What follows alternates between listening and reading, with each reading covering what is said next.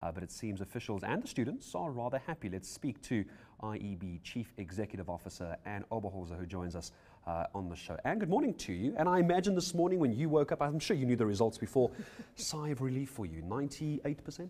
Yes, it was a very good morning this morning to hear the good results and the joy of the learners. Well, we had young Daniel Erasmus in here earlier, 11 distinctions. People are going to ask IEB versus government. So let me get this question out the way right now. Government results coming up next week. Why IEB over government? What's the hard sell there? I think it's a very difficult thing to say one over the other. The two systems are very, very different. They cater for a very different clientele and group of students. I mean, if we just look at the numbers, the IEB numbers just on 10,000. And if you look at the state system, it's over 600,000 learners writing. So to try and compare the systems is really not useful at all.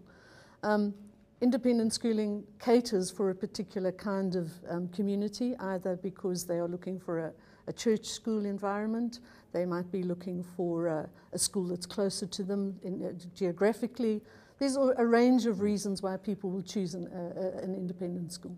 In the end, I'm sure you'll agree that the subject matter is the most important, and we always talk about your maths and your science, your two big drivers for careers in this country. Talk to me about the maths and science as far as IEB is concerned. Well, certainly they are key subjects. They're gateway subjects. If you look at university entrance, particular faculties isolate performance in maths, performance in science for entry requirements.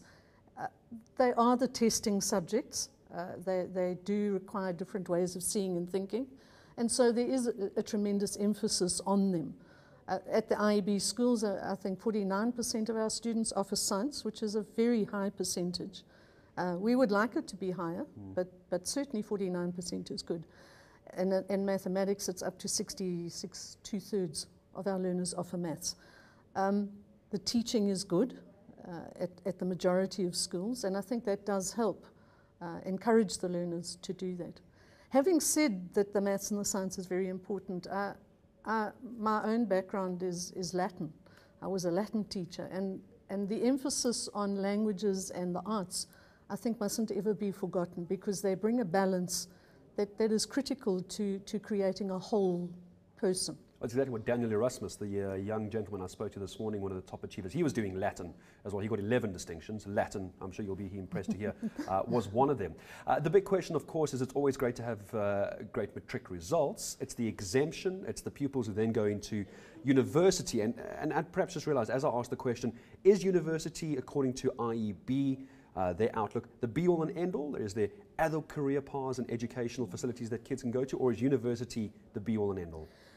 I certainly don't think university is the be-all and end-all. I mean, if we just have to look at our economy doesn't run on university graduates alone.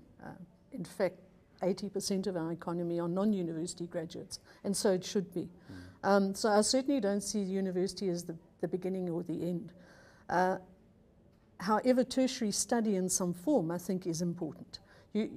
Our schooling system is a general education base, and every career requires some specialization. So certainly tertiary education, whether it's in the technical field, whether it's in the academic field, wherever it is, I think it's a necessity. I'd like to see some journalists coming through from IEB. They can take my job one day.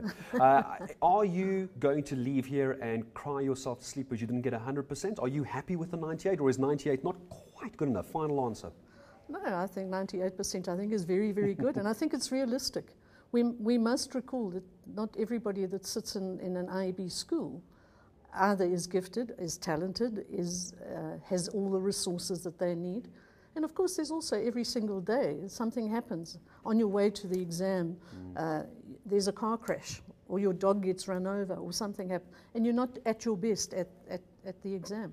Those things happen, and I think it's realistic for us to not expect 100%. Well, I spoke to two of the IEB students this morning. Congratulations to them and to you, 98% pass rate. And congratulations and all the best for the new year. Thank you very much. As well. That was the IEB Chief Executive Officer, Anne Oberholzer, joining us here on Morning News today.